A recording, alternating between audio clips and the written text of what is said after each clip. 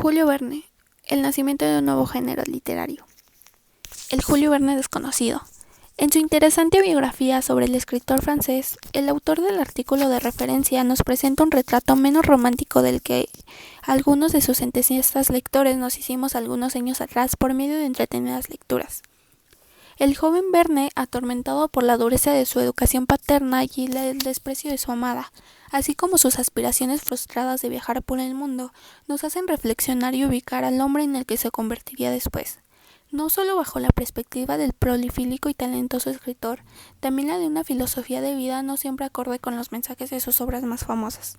Las descripciones de Verne. Antes que nada, me gustaría enfatizar que hay una gran diferencia entre predecir y describir. Una predicción es una referencia a algo que no ha ocurrido aún, basada en algunas evidencias previas, mientras que una descripción se define en el contexto de la obra de Verne, como la referencia a algo que ha sido previamente escrito o probados por otros. Al conocer un poco del entorno geográfico, histórico y sociopolítico en el que nació, creció y vivió nuestro autor, nos resulta tan afortunada la imagen de un Verne profeta de la vida y los avances tecnológicos del futuro, ya que en la Francia y Europa del siglo XIX se combinaban una de las épocas más productivas de la ciencia con el avance de teorías positivistas de gran influencia para el autor. Todo ello aunado por una gran capacidad de estudio y fascinación por los avances tecnológicos de la época, lo llevaron a utilizar muchas de esas ideas y transformarlas en mayor o a menor medida en sus relatos de aventuras. A continuación, se presenta una de las listas más famosas descripciones adaptadas por Julio Verne en sus libros y que luego fueron erróneamente consideradas como predicciones o profecías. El submarino. Antes de que Verne escribiera 20.000 lenguas de viaje submarino, ya existía un prototipo de submarino. El inventor británico Robert Fulton presentó el Nautilus, que tenía el mismo nombre en la novela verniana, a finales del siglo XVIII al directorio de París. Viajes en globo. El primer viaje en globo, que cubría una gran distancia, se llevó a cabo algunos años después de que Verne publicara en su libro 5 semanas en globo. Pero antes de eso, conoció a Jean-Louis Gay-Lussac, que había hecho viajes en globo de cientos kilómetros. Gay-Lussac fue uno de los personajes más destacados de la física y la química a finales del siglo XVIII y se consideraba el autor de la ley de los volúmenes y la combinación de la relación directa entre volumen y temperatura. El fax. Mucho antes de que Verne escribiese París en el siglo XX, ya existía un fax. Debemos el desarrollo de este tipo de máquina a Alexander Bain, un inventor escocés, el cual se le dio una patente por su creación en el año 1843. El concepto original en el cual se basó Bain para construir su máquina es aún la base para el diseño de los modernos del telefax. El helicóptero. Antes de escribir Robur el Conquistador, Verne había coincidido a los ingenieros Gabriel Ladende y Gustave Potton, miembros de un club aeronáutico por esa época. Potton había creado una de la máquina que era similar al Albatros, piloto por rubor. El primer helicóptero práctico fue el Fokker F-61, diseñado en Alemania en 1937, pero incluía muchas de las características técnicas y diseños de los primeros modelos franceses a los que Verne hizo referencia. El motor eléctrico. La electricidad se descubrió en el siglo XVIII y fue descrita ampliamente en textos de ficción. El primer motor eléctrico fue fabricado por Michael Faraday en 1821. Viajes a la Luna.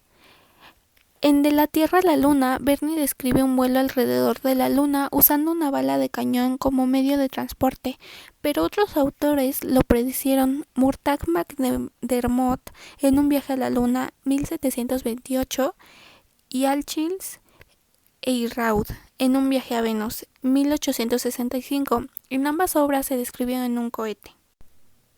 Verne, H. G. Wells y Edgar Allan Poe. Julio Verne escribió principalmente novelas de aventuras, mientras que Wells escribía novelas futuristas. Verne escribía sus máquinas basado en un conocimiento tecnológico y científico ya existente de su época, y luego maduraba esta idea y la desarrollaba explicando muy bien y con lujo de detalles de dónde provenía cada una de las invenciones. Wells inventaba sus máquinas, los dispositivos de sus novelas se construían con principios físicos y los materiales que no existían. En cuanto a relación con Julio Verne, en la obra de Poe, el autor francés publicó en 1864 en un artículo de 4 capítulos llamado Edgar Allan Poe y sus obras, en la entrevista de Mus des Familles. Verne, admirador de Poe en cuanto a su capacidad de narrativa fantástica, hizo un profundo análisis de los trabajos del famoso escritor estadounidense. De hecho, La Esfinge de los Hielos, una de las obras escritas por Verne, se considera la continuación de la novela Aventuras de Arthur Godoy Pym, escrita por Poe. También se ha dicho que Verne se inspiró en el cuento de Poe 3 domingos por semana para escribir su famoso libro La Vuelta al Mundo en 80 días. Los criptogramas y mensajes secretos, que desempeñaron un importante papel dentro de las novelas de Verne, Viaje al centro de la Tierra, La Jangada e incluso Los hijos del Capitán Grant, pudieron haber estado inspirados en un cuento de Poe titulado El escarabajo de oro. La colaboración con Verne con otros escritores científicos. Lo prolífico de la obra de Verne pone en manifiesto que requería la consulta de colaboración constante con numerosos personajes de la época. Entre las más documentadas se encuentra la de Gabriel Marcel. Cuando Verne estaba escribiendo su historia de los grandes viajes y los grandes viajeros, Marcel era un bibliotecario proveniente de la Biblioteca Nacional de París, a quien Verne consultaba para las traducciones de documentos en otros idiomas, ya que él solo leía en francés. También colaboraron cuando Verne estaba escribiendo La conquista económica y científica del globo, aunque ese trabajo nunca fue terminado ni publicado. Se dice que Verne había escrito una novela titulada El náufrago de Sintra junto a André Laure, pseudónimo de Pascal Grousset, pero recientemente se ha demostrado que Verne solo hizo un trabajo de validación del texto escrito por Pascal Hetzel, el editor de Verne. Solo agregó su nombre con fines estrictamente comerciales. Antes, Verne había modificado profundamente 2 manuscritos redactados por André Laure, los cuales luego se convirtieron en los 500 millones de la Begoña y la Estrella del Sur. Además, Verne colaboró con Théophile Lavalle, cuando este último estaba escribiendo su geografía ilustrada de Francia y sus colonias. Théophile murió en el año 1866 y solo había escrito la introducción. Por tanto, Hetzel le pidió a Verne que finalizara el trabajo. Recibió además las colaboraciones puntuales para escribir muchas de sus novelas, por ejemplo, las 2 de matemáticos, su primo Henri Gasset y Albert Pondereau. El primero hizo todos los cálculos necesarios para de la Tierra a la Luna y el último ayudó con los cálculos de la escritura del Secreto de Maston. Paul Verne, el hermano del escritor, fue otro de los colaboradores y ayudantes de los detalles referentes a la mar y a la marina. Finalmente, Hetzel debe ser considerado también como un colaborador regular, siendo el primer lector y crítico de los manuscritos de Verne. La correspondencia entre ellos, que actualmente está siendo publicada, y el estudio de los manuscritos originales ha mostrado que Hetzel hizo abundantes sugerencias y llegó a imponer muchos de los cambios que modificaban profundamente el manuscrito original. La obra divulgadora de Verne y el plan educativo de Hetzel. Daniel Mir hace una interesante reflexión de este tema con el artículo reciente de la entrevista El correo del maestro. El contexto histórico. Como ya mencionamos, en la Francia del siglo XIX se dio un avance vertiginoso tanto en el campo de la ciencia y la tecnología como en lo político-social. El primero, impulsado por la Revolución Industrial, iniciada a finales del siglo XVIII. El segundo, como consecuencia de los hechos sociales que llevaron a la Revolución de 1789. Pero no es sino hasta los comienzos del siglo XIX que los filósofos y pensadores, ante la inminencia de la estabilidad política y económica, trataron de encontrar un sistema social idóneo para buscar el bienestar o la felicidad de la humanidad. Entre ellos destaca el conde de Saint-Mond, Claude-Henri de Roubaix, Charles Fourier y Auguste Comte, en sus distintas teorías planteadas de las historias para el establecimiento de una nueva sociedad. Estos sistemas socialistas se basaban en la completa realización del hombre, abarcado el desarrollo de sus capacidades físicas, morales e intelectuales. Una de las teorías más aceptadas entre los intelectuales de la época era la propuesta por Saint-Simon, en la cual la ciencia y la industria eran elementos indispensables. En esta está la ciencia alcanza su grado supremo y construye junto con la industria el camino hacia el progreso. Niños y jóvenes. Jules Hetzel era un hombre comprometido con las ideas de los enciclopedistas y la Revolución de 1789, y por eso su primer objetivo era formar a los ciudadanos libres del Nuevo París. Para ello, pensó en la manera de implementar la filosofía saint-simoniana en su quehacer editorial y concibió que la mejor manera era dirigiendo su atención hacia la infancia, pues creía firmemente en el que el futuro de la libertad estaba en la formación de las nuevas generaciones.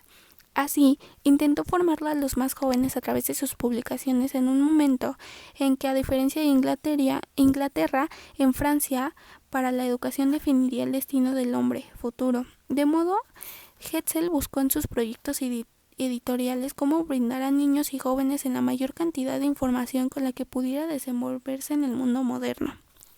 En este ideal, la ciencia no podía ser considerada algo alejado de la realidad cotidiana, sino parte del desarrollo en que la industria había introducido la vida de todos los libros de Verne. A Hetzel le llamó la atención que defendía la importancia de la ciencia del bienestar del hombre, ya que desde finales del siglo XVIII, Napoleón había revalorizado el ejercer del mecansego sobre científicos como Monge, Berthollet, Volta y Laplace, al permitir el ascenso de una nueva generación de científicos más preocupados por la propia ciencia que por sus implicaciones sociales.